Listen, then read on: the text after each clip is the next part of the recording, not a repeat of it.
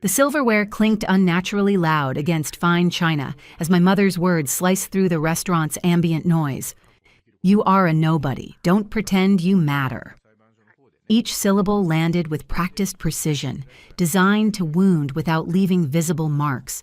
My brother Neil smirked from across the table, adding, "Honestly, we forget you exist half the time."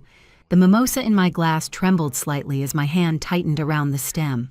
I felt my heartbeat in my fingertips, a strange pulsing sensation as blood rushed to my extremities. The restaurant suddenly seemed too bright, conversations at nearby tables fading into white noise. I reached for my water glass, deliberately tapping my fork against the crystal. The small sound cut through their smugness like a knife. "This won't take long," I said, my voice steadier than I expected. "Just 3 sentences." By the second sentence, my mother's face had drained of color. The folder I slid across the pristine tablecloth looked ordinary, black, unassuming. But the way her fingers trembled when she touched it told me everything. My name is Paige. I'm 28 and a private investigator. This is the story of how I reclaimed my history from people who tried to erase it. They call it brunch, but let's be honest. It's just Sunday lunch with mimosas and extra judgment. The menu changes, but the atmosphere never does. We were halfway through some aggressively dry quiche when my mother decided it was time for her usual performance review.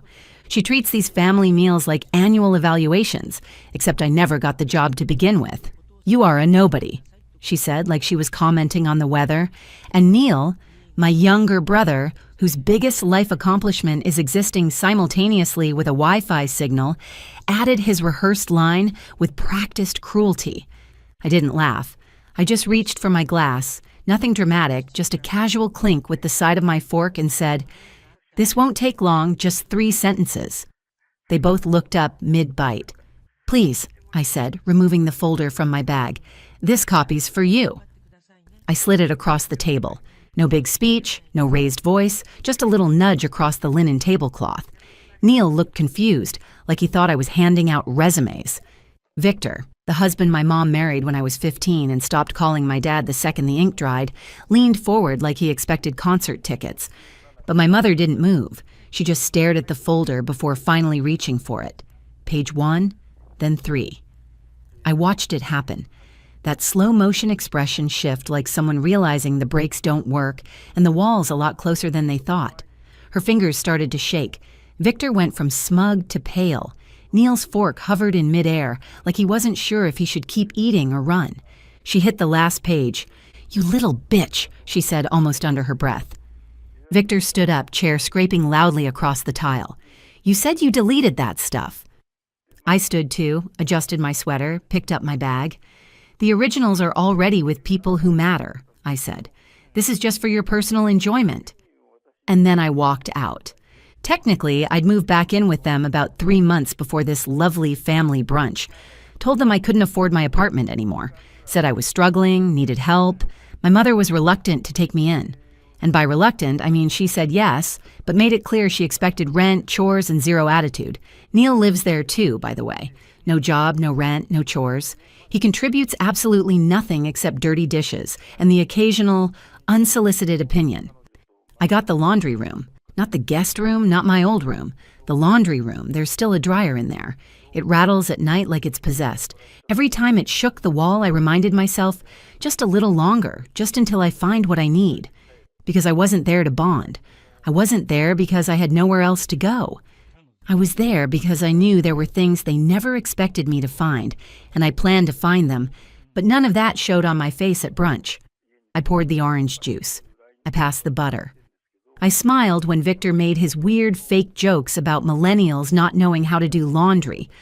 Ironic since I was the one literally doing his. I said thank you when my mother handed me a napkin like she'd just done me a favor. No one asked how work was going. No one asked what I was working on. The closest I got to attention was, "Do you still drive that little car?" I got a mug that said, "Somebody's favorite daughter for Christmas," which is hilarious considering I'm pretty sure they forgot to wrap it until that morning. Neil got a new smartwatch and a trip to Cancun for his mental health. I got to vacuum the stairs. So, yeah, the moment at brunch wasn't planned. Not really, but it felt ready. And when I saw her face go pale, when I saw Victor's eyes flick to the door like he was calculating how long it would take to make a run for it, when I saw Neil finally shut up for once, I knew I'd hit the vein. I didn't need to scream. I just needed to tell the truth. And I wasn't even close to done. You know how some people talk about their childhood like it was a sitcom? Lots of inside jokes, weird family traditions, embarrassing birthday party stories that everyone laughs about now. Yeah, that wasn't mine. My childhood was less Full House and more Survivor, minus the prize money. From the outside, we looked normal. Holiday cards with forced smiles, family vacations that somehow made it into scrapbooks, a fridge covered in Neil's terrible school drawings like he was the next Picasso. But inside, it was like growing up in a group project where I was the only one doing any work and still getting blamed for the bad grade. Neil was always the star, the golden child, the one who could break things and be called spirited. I once knocked over a cup of juice and got sent to my room for being careless and dramatic. At one point, I seriously started to wonder if they had just forgotten I was there. There was this one day, I was 9, when I came home excited because I'd won this small art contest at school. Wasn't a big deal, but I was proud. I showed my mom the certificate. She looked at it and said, "You really should focus more on science. Art won't get you anywhere." Neil brought home a participation ribbon for Best Listener the same week. She framed it. That kind of stuff adds up. It wears you down in ways that don't show on the outside. You start to question if maybe you're the problem. Maybe you really are just less interesting, less likable, less worthy. The only person who didn't treat me like an afterthought was my dad. He wasn't flashy or dramatic. He didn't go around giving speeches or trying to win Parent of the Year, but he showed up. He helped with homework, made the best grilled cheese on the planet, let me ramble about books I was reading, and actually remembered what I said. He was steady, quiet. I didn't understand why my mom was always so annoyed with him, like just existing in the same room was a personal insult.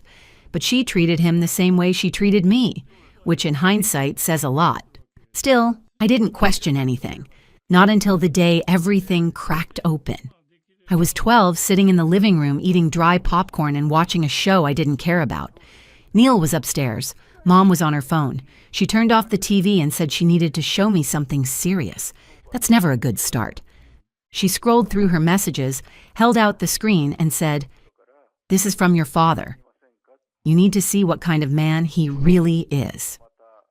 The message was short, just one line. "If you take her, I'll kill you both." I remember staring at the screen, not fully processing it, like my brain just glitched. She told me he was dangerous, that she'd always known something was off about him, that she was filing for full custody to protect me. She rubbed my back like she was the hero in all this, said I didn't need to be scared anymore. I didn't even cry right away. I just sat there stunned like someone had pulled the floor out from under me, and I was still mid-fall. Then came the court stuff, the silence, the new rules. No phone calls, no visits, no "we'll figure it out," just done. My dad was erased overnight like someone edited him out of the script, and I was told to be grateful.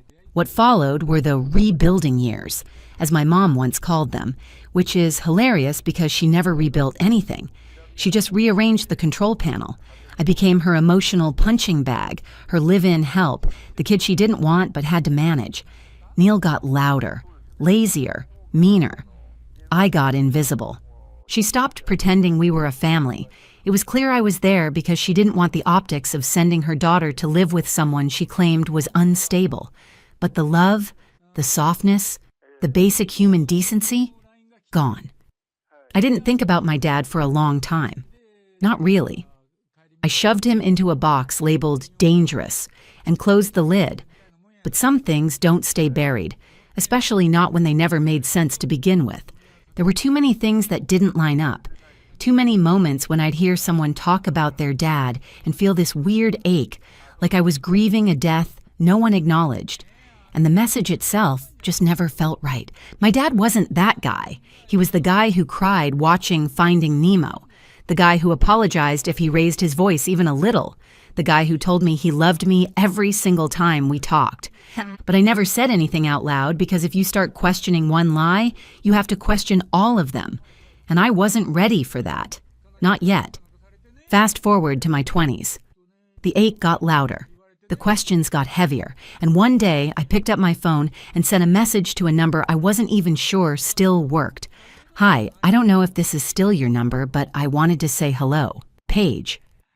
He responded 15 minutes later, and that's when everything started to unravel. I didn't go back after brunch.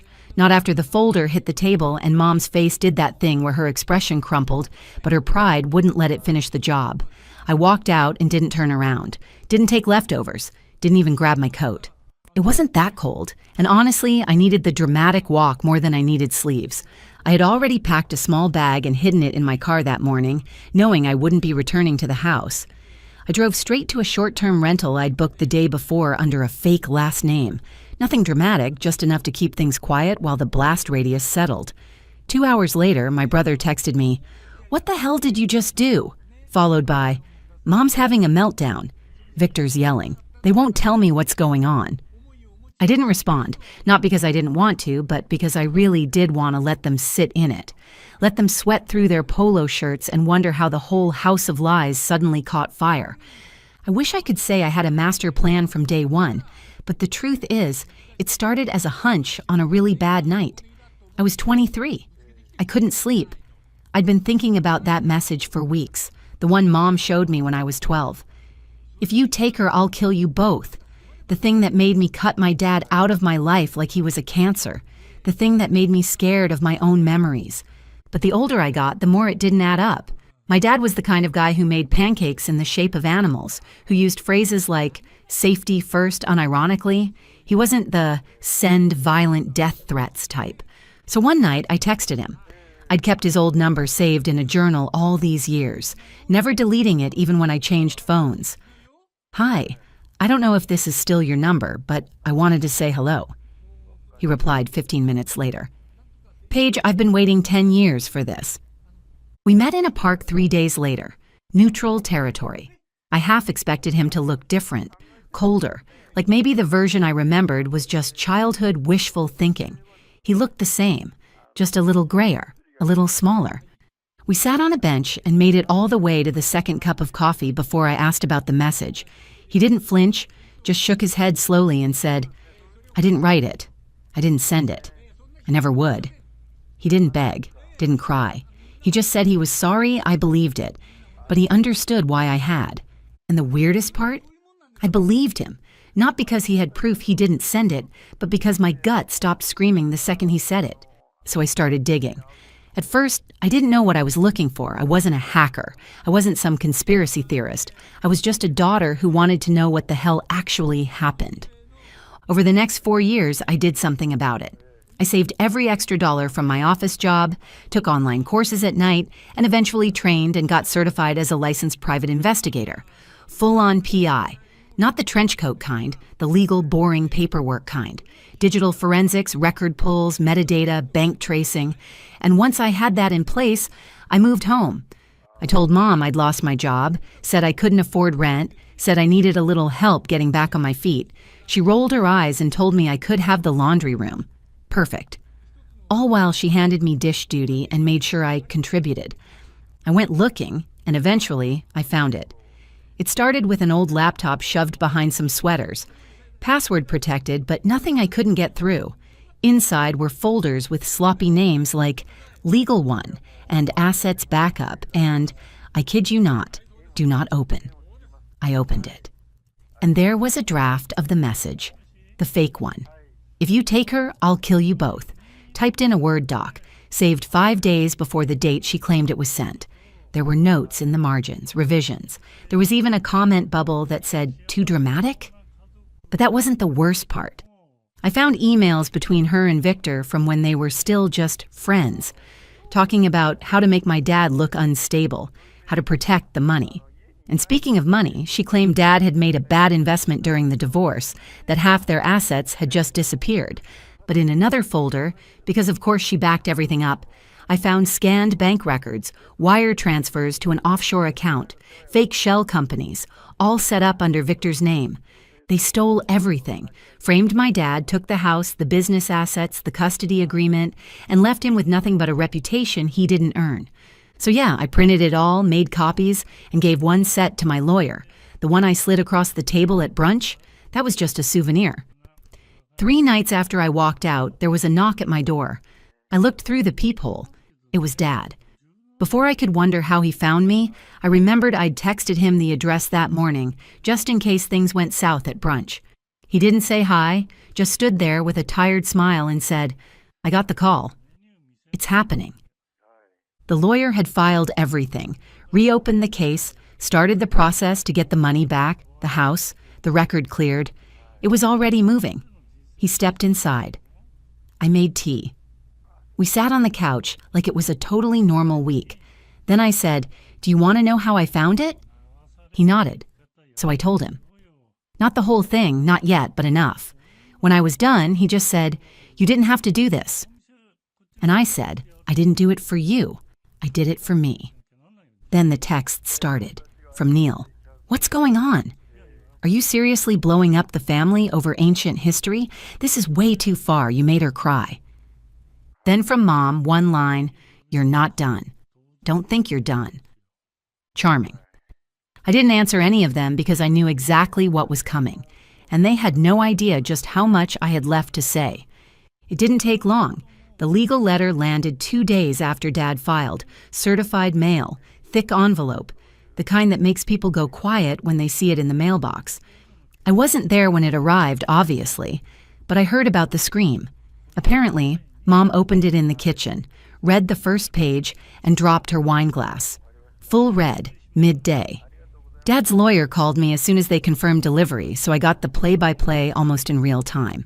Victor tried to play it cool, which was hilarious considering he was named directly on page 2. I can only imagine how fast he Googled what happens when offshore accounts get traced. And Neil? Poor Neil was still texting me like I was just going through something. "You don't have to do this. We can fix it." Fix what exactly? The fake message? The stolen money? The fact that they treated me like a spare part for 20 years? Sorry, buddy, that ship burned. The court filings were airtight. Emails, drafts, bank records, all there in black and white. My folder wasn't just receipts, it was the whole damn audit. Over the next 3 months, the case progressed through the system. My father's lawyer had connections, and the evidence was compelling enough to expedite things. The judge moved decisively after reviewing all the documentation, not out of vengeance, just clarity. Said it was a pattern of deception that compromised custody, finances, and personal safety. Translation: they lied for years, repeatedly on paper. The ruling came down 6 months after we filed, full restitution. Every penny they stole had to be paid back with penalties, with interest. They had to liquidate the house, the cars, the investment accounts. Victor even tried to argue that he didn't know what was happening, said he trusted his wife's financial planning, which would have been more convincing if he hadn't literally signed the wire transfers. They sold the house within 3 weeks at a loss. My mom moved into a 2-bedroom condo with a leaky faucet and no insulation. And for once in her life, she didn't host a housewarming. But she wasn't done being dramatic. About a week after the ruling, she made one last swing. She created a Facebook account in my name. Same photo, same bio, even copied one of my old posts word for word. Then she started writing unhinged updates claiming Dad abused her, that I was unstable, and that we'd hacked her accounts. It was pathetic. Also stupid, because it took about 15 minutes for the digital forensics expert from my PI firm to trace the IP address back to her house. When I told my boss what was happening, he immediately assigned one of our senior techs to help document the evidence. Same Wi-Fi, same browser history, same laptop she used to stream her Pilates classes. The judge didn't even get angry. He just stared at her like she was a math problem with no solution. "Mrs. Kent," he said, "you fabricated a message, stole from your ex-husband, and now you're impersonating your daughter online." She tried to cry. It didn't work. Even Victor wouldn't look at her. In the end, the court added defamation charges to the civil penalties. Mom and Victor both received restraining orders prohibiting any contact with me or my father for 5 years, and were barred from creating any social media accounts using our names or likenesses. As for Neil, he vanished the second the money ran out. No loyalty, no apology, just a quiet unfollow on Instagram, and I assume a frantic job search for something that didn't require a resume or accountability. He never texted again. Fine by me. Last I heard, he moved in with our cousin in Seattle, still unemployed but telling everyone he's between opportunities. Dad bought a house. Not a mansion, just a modest little place with a real yard and a porch that gets good light in the afternoon.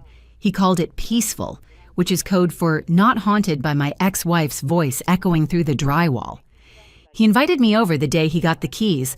When I walked in, he handed me a mug of coffee and said, "No big speech, just thanks." And that was enough. We sat in silence for a while. Not awkward silence, just the kind where your body finally remembers it doesn't have to flinch anymore. Over the next few months, we slowly rebuilt our relationship. Weekly dinners, occasional phone calls, nothing forced. Just two people getting to know each other again after a decade of lies. It wasn't always easy, but it was honest. He asked what I was going to do next. I told him, live. Like I didn't have to build myself from scratch. He nodded. Good plan. A week later, I got an email from Mom. Yes, email. Subject line, "You'll understand one day." The message was about what you'd expect. Lots of, "I did what I had to," and "You betrayed your own family," and "You always were ungrateful." She signed it, "Love, Mom." I didn't reply. I just archived it and labeled the folder Unsolicited Fiction.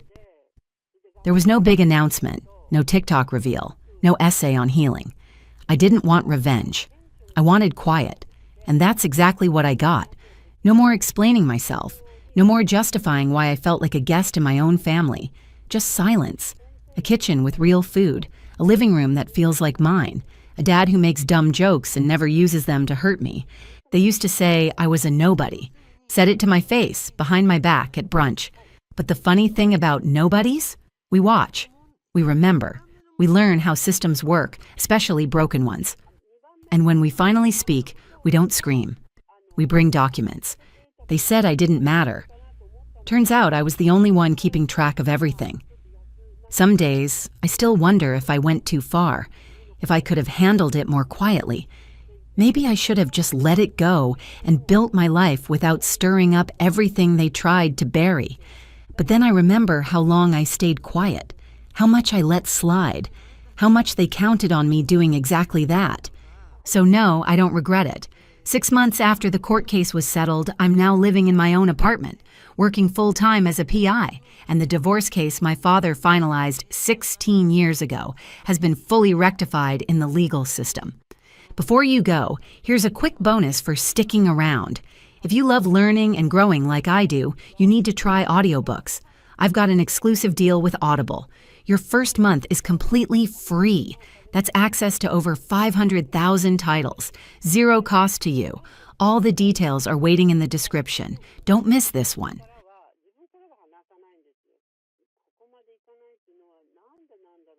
The words sliced through the celebratory dinner atmosphere like a scalpel.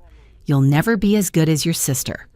My mother's voice carried clearly across the table, her eyes fixed on me with that familiar dismissive glare. The roasted chicken I'd been chewing suddenly tasted like ash. Around me, everyone froze.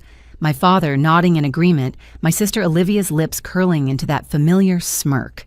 The expensive wine in crystal glasses caught the candlelight as my family continued their ritual of erasure, acting as if they hadn't just publicly declared me worthless. My fingernails dug half-moons into my palms under the table as I forced myself to swallow.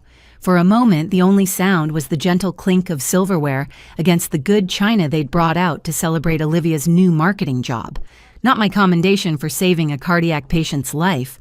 My scrubs still carried the antiseptic smell of the hospital I'd just left after a 12-hour shift.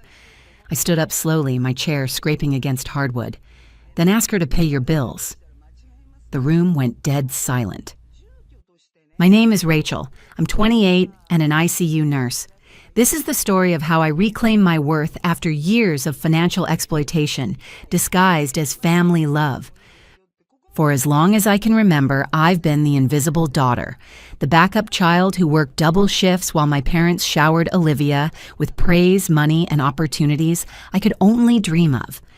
My nights belonged to the hospital's intensive care unit, where I made life or death decisions that apparently meant nothing compared to Olivia's new job with free kombucha in the break room.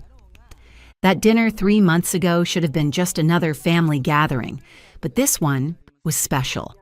An elaborate celebration of Olivia's big news. She'd landed an entry-level marketing position at some trendy startup, and my parents had transformed our dining room into a shrine to her success. The table gleamed with the good china, candles flickered, and my mother had spent hours preparing Olivia's favorite meal. I'd arrived straight from saving lives, still in my scrubs, exhaustion weighing on me like a physical presence. "Rachel, you're late," Mom said without looking up, her attention fixed on Olivia, who was describing her new office's open floor plan and snack options. I took the only empty chair, the one with the wobbly leg that nobody else wanted. Olivia glowed in her designer dress, gesturing with her wine glass.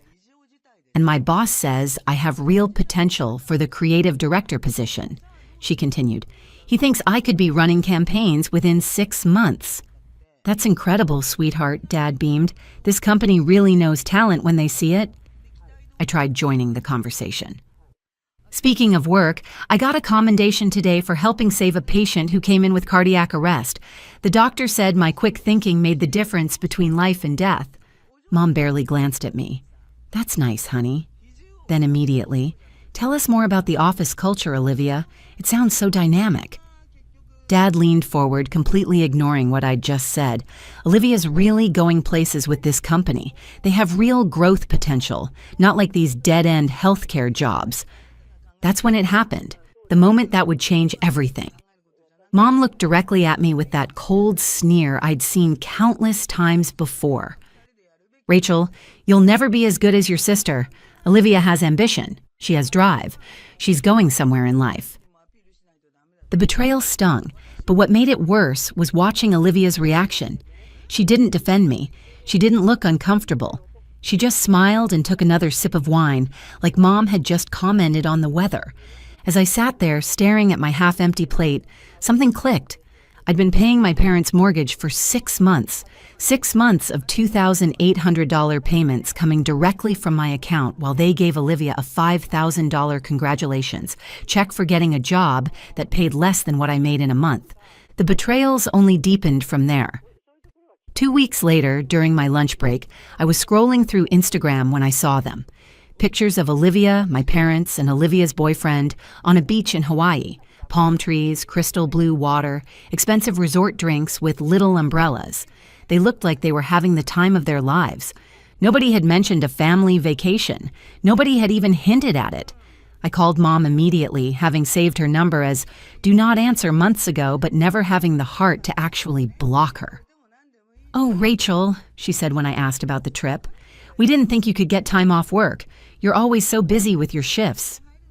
"You didn't ask," I said, my voice cracking. "You never even asked if I wanted to go." "Well, it was kind of a last-minute thing. Olivia needed to decompress after starting her new job. You understand?" I hung up and stared at more photos.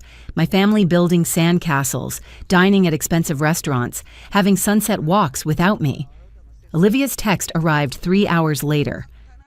"Sorry, thought you knew about Hawaii. You're always working anyway, so we figured you wouldn't want to come. Hope you're not mad." I wasn't mad. I was devastated. But the public humiliation came next, and that nearly broke me completely. Olivia's 26th birthday party was held at the most expensive restaurant in town, where appetizers cost more than my weekly groceries. My parents had rented out the entire back room and invited 50 people to celebrate their successful daughter. I arrived after another long shift, still faintly smelling of hospital disinfectant, wearing the nicest dress I owned, which still looked cheap next to everyone else's designer outfits. Mom gave a speech that made my stomach turn. "We're so proud of our Olivia," she announced, raising her wine glass high.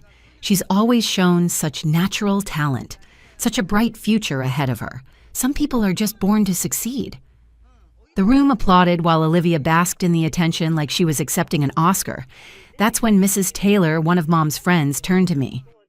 "And what do you do, Rachel? I know Olivia's in marketing, but I've lost track of your career." Before I could answer, Dad jumped in with a laugh that made my cheeks burn. "Oh, Rachel's still figuring things out. She's working at the hospital, but Olivia's the one with the real career. Olivia's the one who's really making something of herself."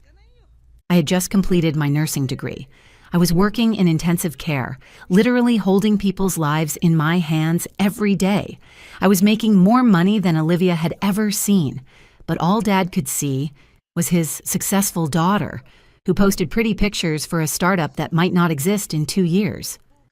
Mom raised her glass again. "We're just so proud of our successful daughter," she said, looking directly at Olivia while I sat 3 feet away. The room went quiet, and I felt 50 pairs of eyes on me. Some looked confused, others embarrassed for me, but my parents just continued celebrating Olivia like I was invisible. That night, I cried until my eyes swelled shut, but the worst betrayal was still coming. I discovered it by accident while helping Mom organize her bills. She'd asked me to help sort through their financial paperwork the following weekend since I had a head for numbers. There, mixed in with utility statements and credit card payments, were documents that made my blood run cold. Olivia's student loan statements, all marked paid in full. I grabbed the papers with shaking hands and started calculating. Olivia had graduated with $45,000 in student debt. Every single payment had come from my parents' account, the same account I'd been depositing money into every month to help with the mortgage. I confronted Mom the next day when I stopped by after my shift. "You've been using my money to pay Olivia's loans." Mom didn't even look ashamed. "Olivia needs to focus on her career growth. She can't be weighed down by debt when she's building her future. You have a stable job. You can handle your own responsibilities, plus help the family. I've been working nights and weekends to pay off my own loans while you use my mortgage payments to clear Olivia's debt." "Rachel, don't be selfish. Family helps family. Olivia's success benefits all of us." That's when I realized the truth. I hadn't been helping with a mortgage. I'd been funding Olivia's entire lifestyle while drowning in my own debt. She had graduated free and clear, while I worked myself to exhaustion just to keep up with payments. What they didn't know was that I'd been documenting everything, every bank transfer, every payment, every receipt. I kept detailed records for tax purposes, never imagining I'd need them as evidence of financial abuse. While they were celebrating Olivia's $45,000 salary, they had no idea I was making $89,000 a year. They had no idea I'd been accepted into a nurse practitioner program that would bump my income to 6 figures. My colleague, Jessica, had been watching this situation unfold. She was the charge nurse on my floor, a woman in her 50s who didn't sugarcoat anything. During our break in the hospital cafeteria 3 days after I discovered the loan documents, she looked me straight in the eye and said what I needed to hear. "Rachel, you're literally paying for your sister's life while they treat you like a failure. This isn't family support, this is financial abuse." Jessica helped me calculate the exact numbers.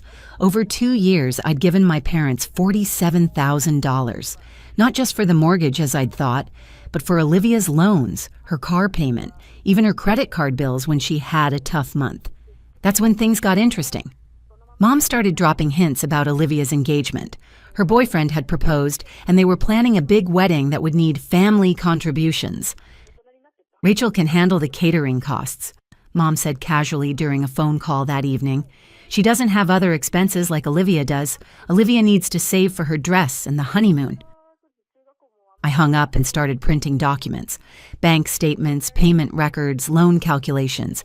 Everything I'd need to prove exactly how much I'd been supporting this family while they treated me like the unsuccessful daughter. Then I did something that terrified me. I stopped making the mortgage payment. My phone exploded within a week. Panicked calls from Mom, angry texts from Dad. Even Olivia called, suddenly concerned about family finances for the first time in her life.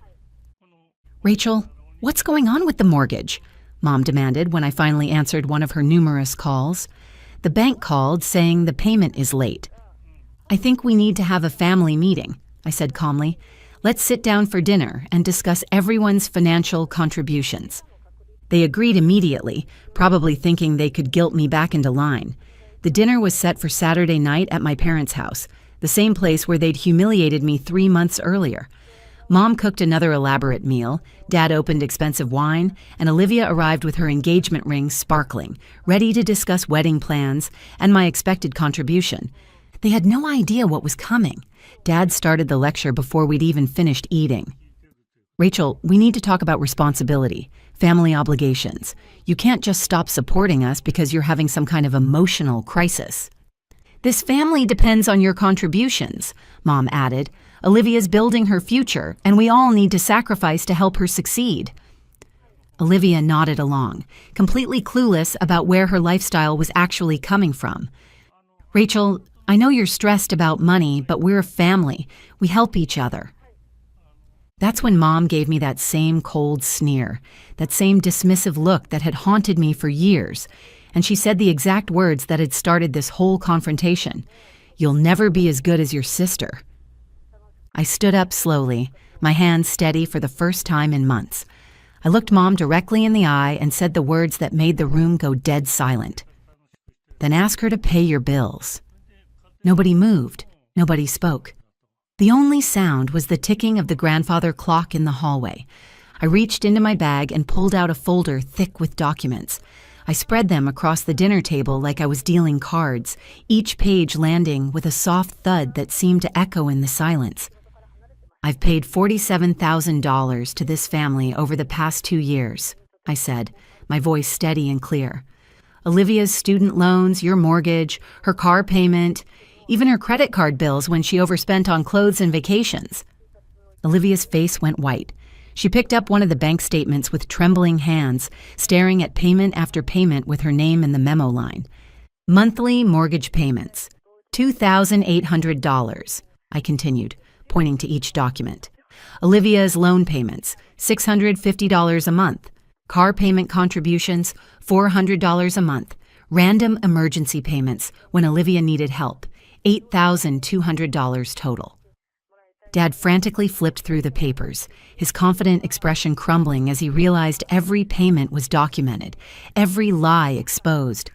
Olivia, I turned to my sister, who was still staring at the evidence in shock. You had no idea I was paying your loans, did you? She shook her head, tears forming in her eyes. Rachel, I thought Mom and Dad were helping me. I didn't know the money was coming from you. Of course you didn't, I said, because they wanted you to think you were special, that you were successful, that you were better than me. I turned back to my parents, who were both scrambling to explain away 2 years of financial manipulation. You want to know the real difference between Olivia and me? I asked, my voice growing stronger with every word. I've been supporting this entire family while Olivia plays grown-up with a job that pays less than what I make in 2 weeks. The silence that followed was deafening. My nursing income is $89,000 a year, I continued. Olivia's startup salary is $45,000, but you spent 2 years telling everyone that she's the successful one while I'm still figuring things out. Olivia was crying openly now, the weight of the truth hitting her like a physical blow. She'd been living off my money while looking down on me. Her debt-free graduation, her financial freedom, her carefree lifestyle. All of it had been built on my work, my sacrifice, my paychecks. Rachel, we can't explain, Dad started, but I held up my hand. No, I said firmly. You can't explain away 2 years of lies. You can't explain why you took my money to pay her bills while telling me I'd never be as good as her. You can't explain why you celebrated her success when it was funded by mine. I gathered up the documents and put them back in my folder. The mortgage payment stops now. Olivia can be as good as she wants with her own money. I walked out that night and never went back to those family dinners. Within 2 weeks, I'd moved to another city 3 hours away and accepted a position as a nurse practitioner, making $120,000 a year. The hospital that hired me valued my experience, my dedication, and my skills. They treated me like the professional I'd always been, not like the failure my family had convinced themselves I was. My parents' house went into foreclosure within 6 months. I heard through mutual friends that they had to downsize to an apartment half the size of their previous home. Olivia's relationship fell apart when the financial reality hit, and she couldn't maintain the lifestyle she'd grown accustomed to. She called me crying, begging for help, but I was done being their safety net. The phone calls continued for weeks until I finally blocked her number and removed her from all my social media accounts, cutting off her last way to reach me. For the first time in my life, their silence didn't hurt me. It freed me. I finally understood that I never needed their approval. I needed my own respect. I needed to value myself the way I'd been hoping they would value me for years. I built a new life surrounded by colleagues who appreciated my contributions, people who saw my worth without needing proof or documentation or years of financial support, people who understood that success isn't about getting everything handed to you. It's about working for what you have and being proud of what you've accomplished. They lost me that day, and I never looked back. Sometimes the greatest gift you can give yourself is walking away from people who can't see your worth, no matter how much evidence you provide. If you've ever been the family member who gives everything while someone else gets all the credit, you're not alone. Drop a comment below and tell me your story. Where are you watching from? Have you ever had to choose between family loyalty and your own self-worth? Your experiences matter, and I read every single comment. Hit that subscribe button if you want more stories about finding strength when family dynamics go wrong. Sometimes the bravest thing you can do is stop paying for other people's dreams and start investing in your own. Before you go, here's a quick bonus for sticking around. If you love learning and growing like I do, you need to try audiobooks. I've got an exclusive deal with Audible. Your first month is completely free. That's access to over 500,000 titles. Zero cost to you. All the details are waiting in the description. Don't miss this one.